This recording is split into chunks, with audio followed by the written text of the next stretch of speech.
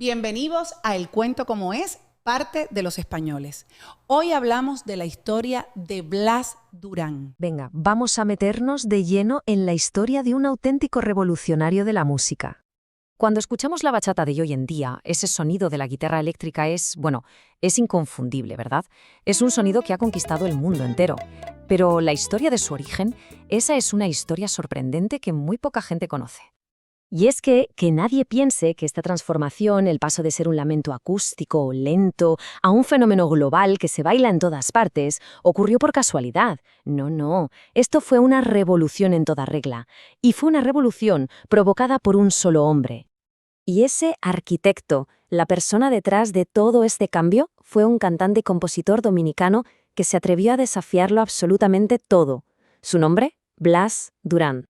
Su historia empieza en Nagua, en la República Dominicana. Blas Durán era sencillamente un músico que se negó a aceptar los límites que le imponían a su género.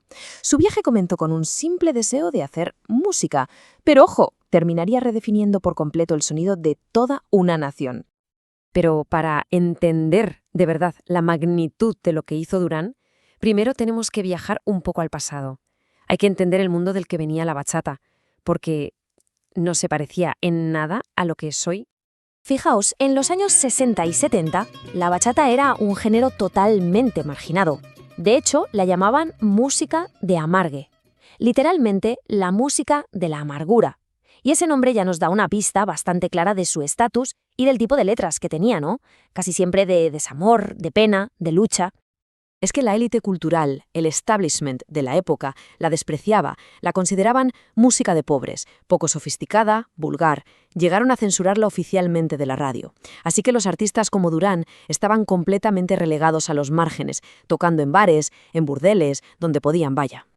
Ante esta situación, con la censura apretando, Durán tuvo que ser listo. En los 70 dio un giro y se pasó al merengue, que era mucho más aceptable comercialmente.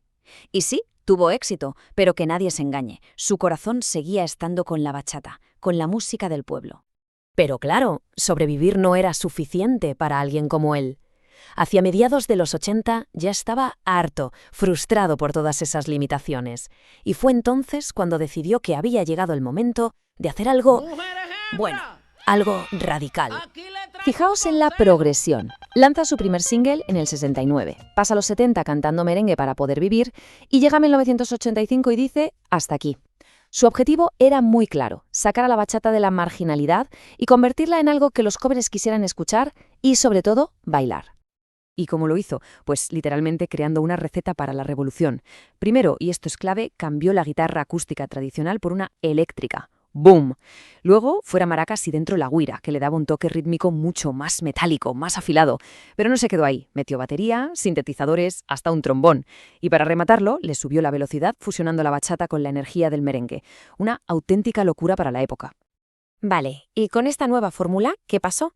Pues lo que pasó no fue un simple revuelo. No. Lo que se montó fue un auténtico maremoto de popularidad y a la vez de muchísima controversia. Hay que quedarse con una fecha, el año clave, el punto de inflexión, 1986. Sí, ese fue el año en que todo cambió. Fue cuando Durán lanzó su gran éxito, Consejo a las mujeres. Una canción que fue una auténtica bomba. Se convirtió en una sensación de la noche a la mañana. Y no solo por su sonido, que era totalmente nuevo, sino también por su estilo, digamos que muy provocador. La canción empezaba con un grito «Mujeres hembras». Y ese grito de repente estaba en todas partes. Sonaba a todo volumen en los coches, en los bares, en los colmados, en cada rincón de la República Dominicana. Era imposible escapar de él. Y aquí es donde viene la gran paradoja.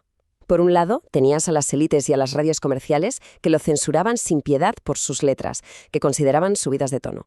Pero por otro lado, tenías al pueblo. Y el pueblo sencillamente lo adoraba. No se cansaban de su música. Es que su uso del doble sentido, de ese humor pícaro, lo convirtió en el enemigo público número uno de la élite cultural, pero al mismo tiempo en el héroe de la gente de la calle. Se había convertido, pensadlo bien, en el músico más popular y con más éxito del país y a la vez en el más censurado. Increíble. Pero todo este éxito y toda esta controversia no fueron el final de la historia, ni mucho menos. En realidad fueron solo el principio, el comienzo de un legado que iba a sentar las bases para todo lo que conocemos hoy. Es que la siguiente generación de bachateros, nombres que nos suenan a todos, como Luis Vargas, Antoni Santos o incluso Romeo Santos después, todos bebieron directamente de lo que hizo Durán. Cogieron su modelo, la guitarra eléctrica, los ritmos más rápidos, incluso esa picardía en las letras, y construyeron sus enormes carreras sobre esa base. Y no solo eso, es que Blas Durán fue el primero en llevar la bachata a escenarios internacionales gigantescos, como el Madison Square Garden en Nueva York. Y esto, años antes de que la bachata fuera aceptada globalmente. Él abrió esa puerta, demostrando que esta música tenía potencial para llegar mucho, mucho más allá de la República Dominicana. Con el tiempo, su carrera personal tuvo que enfrentarse a momentos difíciles. En el año 2000 le diagnosticaron Parkinson, lo que le obligó a retirarse en 2015. Y aunque es verdad que en sus últimos años su popularidad bajó un poco mientras el género se iba haciendo más romántico, eso ya no importaba. Su trabajo ya estaba hecho. Sus contribuciones revolucionarias habían cambiado el mundo de la música para siempre. Falleció en marzo de 2023, pero su legado es, como vemos, indiscutible. ¿Cómo es posible que un artista marginado, censurado, se convirtiera en el arquitecto de un sonido que hoy es global? La historia de Blas Durán es un recordatorio increíble de que, a veces, el arte más importante, el que de verdad cambia las cosas, no viene del centro, sino de los márgenes. Viene de gente lo suficientemente valiente o loca como para atreverse a romper todas las reglas.